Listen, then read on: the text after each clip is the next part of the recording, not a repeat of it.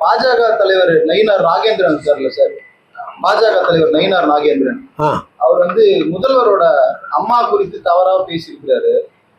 So இந்த பெண்கள் சம்பந்தமா தொடர்ச்சியா அந்த பேசுறது எப்படி பாக்குறீங்க? முதல்வராவை காணும்னு சட்டமன்றத்துல வந்து விஜய் கேட்டாரு. அப்பாவை காணனாக்கா அப்பா யாருன்றது அம்மா கிட்ட தான் போய் கேட்கணும் அப்படின்னு நயினார் நாகேந்திரன் பேசியிருக்காரு. அது பெரும் சர்ச்சையை கிளப்பிருக்கு. நான் படிக்கல. நயினார் நாகேந்திரன் அப்படி பேசக்கூடியவர் அல்ல, கொஞ்சம் நிதானமான சுபாவம் உள்ளவர். ஆனால் செயலிடம் அப்படி இருக்கணும் என்னவோ தெரியல. நீங்க ஏற்கனவே ஒரு டிவியோட இன்டர்வியூல சொல்லியிருந்தீங்க, எம்ஜிஆர் இன்னைக்கு இருந்திருந்தா எம்ஜிஆர் வந்து வருங்காலத்துல அதிமுகவை திமுகவோட இணைக்கிற முயற்சியில் இருந்தாருன்னு சொல்லிட்டு ஒரு பதிவு சொல்லியிருந்தீங்க. இன்னைக்கு அதிமுக இருக்கிற நிலையில எம்ஜிஆர் என்ன பண்ணியிருப்பாரு இல்லையா? எம்ஜிஆர் இருந்தா இன்னைக்கு இருக்கிற அதிமுக இருக்க நிலையில அது இருக்காது. எம்ஜிஆர் இல்லைன்னா அந்த நிலை இருக்குது, எம்ஜிஆர் தான் நிலையில் இருக்காது. நீங்க ஒரு திமுகவோட இணைக்க இறுதி கட்டத்துல ஒரு முடிவு எடுத்தாருன்னு சொல்லியிருந்தீங்க. ஸோ அந்த காலத்துல ஏன் அந்த சுச்சுவேஷனுக்கு அவர் வந்திருப்பாரு, இந்த மாதிரி ஒரு சூழல் வரும்னு அவர் இறுதி கட்டத்தில் அந்த நிலைக்கு வந்தார். அதுக்கப்புறம் அவர் நிலை தவறி விட்டார். அந்த சுச்சுவேஷனுக்கு என்ன ரீசன் அவர் அந்த நிலைப்பாடு எடுக்கிறார்? எம்ஜிஆர் திமுகவோட எல்லாம் யாரும் பேச்சுக்கு அப்பெல்லாம் வந்து சொன்னதுதான்.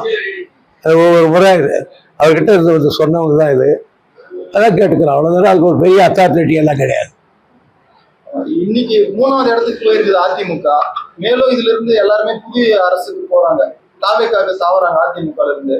இப்ப அந்த அதிமுக என்ன நிலைமை இருக்குது நீங்க உணர்றீங்க? நான் அந்த கட்சி பற்றி நான் என்ன சொல்றதுக்கு இல்லை, அது அவங்க கட்சி விவகாரம், அவங்க தான் பார்த்துக்கணும். நான் ஒன்றும் அவங்களுக்கு சொல்ற அளவுக்கு பெரிய மனுஷன் இல்லை. இமிடியேட்டா உதயநிதி பேசுறதுக்கு இமிடியேட்டா நைட்டோட நைட்டா வழக்கு பதிவு பண்ணி நீதிமன்றம் 12 மணிக்கு மேலதான் அவரை கைது பண்ணணும்னு சொல்லி கூட நீதிமன்ற உத்தரவை மதிக்காத உடனடியா நீங்களும் போயிருந்தீங்க, அங்க உடனடியா கைது பண்ணி கூட்டிட்டு போனாங்க. இப்ப நயினார் நாகேந்திரன் பாஜகன்றதுனால இவ்வளவு பேசி அவர் மேல கை வைக்கிறதுக்கு தாவேக அரசு மத்திய அரசுக்காக பயப்படுதா இல்ல தயக்கம் காட்டுதா? சட்டம் எல்லாருக்கும் ஒண்ணு தானே. உதயநிதி மேல பாய்ந்த நடவடிக்கை ஏன் நயினார் நாகேந்திரன் தொடர்ந்து சர்ச்சைக்குரிய பேச்சா பேசிட்டு வரும்போது அவர் மேல பாய மாட்டேங்குது? தாவேகா பயப்படுதா? பத்திரிகைக்காரருடைய இந்த குமரலை நான் முதலமைச்சர் ஜோசப் விஜய்க்கு அர்ப்பணம் செய்கிறேன். தயக்கம் இருக்குதுன்றீங்களா ஐயா? பாஜகவை அட்டாக் பண்றதுல தாவேகாவுக்கு தயக்கம் இருக்குதுன்னு சொல்றீங்களா? தாவேகா பாஜகவை அட்டாக் பண்றதுல எங்க பண்றாங்க? தாவேகா தயங்குறாங்க சார். நான் தான் ஒத்து போறேன்னு அது எங்க இருந்து போயிட்டாரு? மத்திய சர்க்காரு ஒத்து போவேன்னு சொல்லிட்டாரு. அதுக்கப்புறம் என்ன அட்டாக் பண்றது? நீங்க நான் உங்களுக்கு பல்லக்கு தூக்குறேன் அப்படின்னு சொல்லிட்டான். அதுக்கப்புறம் என்னத்துக்கு அவர் பண்ணுவான்? பல்லக்கு தூக்க ரெடின்ட்டாரு. அதுக்கப்புறம் யாரை போய் அடிக்கிறான்? அதாவது உதயநிதி வந்து நைட்டோட நைட்டா கைது பண்ணி கூப்பிட்டு போனாங்க. நயினார் நாகேந்திரன் தொடர்ந்து இது போல சர்ச்சைக்குரிய பேச்சு பேசிட்டு வராரு. அவர் மேல கை வைக்கிறதுக்கு தாவேக அரசு தயக்கம் காட்டுறது எதுக்கு? நயினார் நாகேந்திரன் மீது கை வைத்தால் இந்த ஆட்சியை ஒரே நாளில் மத்திய அரசு முடிவு கொண்டு வந்து விடும்.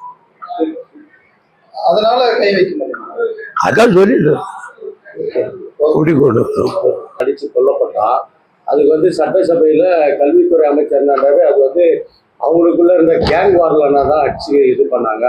அப்படின்னும் போது அந்த பெத்த தாய் என்ன சொல்றாங்கன்னா, கல்வித்துறை அமைச்சர் வந்து தவறா சொல்றாரு, எங்களுக்காக குரல் கொடுத்தது உதயநிதி தான், அவர் வந்து எங்களுக்கு இதுக்கு ஒரு நல்ல தீர்வு எட்டி காட்டணும் அப்படின்னு சொல்லியிருக்காங்க. தொடர்ந்து அதே போல பார்த்தீங்கன்னா திருவள்ளூர்ல ஒரு அந்த மறுநாள் அரசு பள்ளி மாணவன் கொலை செய்யப்படலாம்.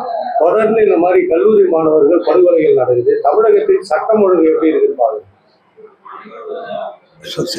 பொதுவாக எந்த கட்சியிலே சேராதவர்களை இந்த கேள்வி கேட்டீங்கன்னா சட்டம் ஒழுங்கு சரி இருக்குன்னு சொல்ல மாட்டார்கள். காரணம், பத்திரிகை புரட்டினால் ஒரு பக்கத்துக்கு 4 கொலை, 4 பாலிய பலாத்காரம், இதோடு பத்திரிக்கை முடிஞ்சு போச்சு. அதுவும் இவங்க மாலை முடிச்செல்லாம் இந்த செய்தியோடு க்ளோஸ் 4 பக்கத்தில். 2 நிமிஷம் படிச்சு விடலாம். அப்படிப்பட்ட செய்திகள் பத்திரிகையில் நிரம்பி வழிகிறது. சட்ட ஒழுங்கை பற்றி இந்த நாட்டில் நடக்கிறது. ஆனால் அதை பற்றி அக்கறை எடுத்துக் கொள்வதில்லை. கோஷ்டி மோதாலே இருக்கட்டும், அப்படி என்றால் ஒருத்தர் அடித்துக் கொள்வது சரியா? யாரா இருந்தாலும் எந்த மோதலாக இருந்தாலும் சட்டப்படி நடவடிக்கை எடுப்பேன் என்றுதான் சொல்ல வேண்டும். அது கோஷ்டி மோதல் என்றால் அப்படின்னா விடுவிடுவீங்களா? கோஷ்டி மோதல்னா இதுவரை எத்தனை பேர் கைது பண்ணியிருக்கீங்க? உதயநிதி எதுக்கு கைது பண்ணீங்க? சட்டசபையில் பேசுறதை கைது பண்ணீங்க. அதுவே தப்பு. வேற பப்ளிக் வீட்டில் பேசுறதுக்கு அதுவே தப்பு. காரணக்காரம் இல்லாமல் சார் பண்ணீங்க. ஆனா கோஷ்டி மோதல்னு சொல்றீங்க, எத்தனை மாணவர்கள் இல்லைங்க? அதே மாதிரி திருவொற்றியூர்ல வந்திருக்கு. ஒரு நாள் தவறாம இன்னைக்குதான் காட்பாடிக்கு வந்தேன் நான். இந்த காட்பாடியில் 3 கொலை நடந்திருக்கு. நார்த் இந்தியன்ஸ் வேலை செய்யறாங்க இல்லையா, அவனை ஒருத்தர் அடிச்சு போட்டாங்க. இன்னொரு பையனை வந்து வெட்டி போட்டுட்டாங்க. இன்னொரு பையன் வந்து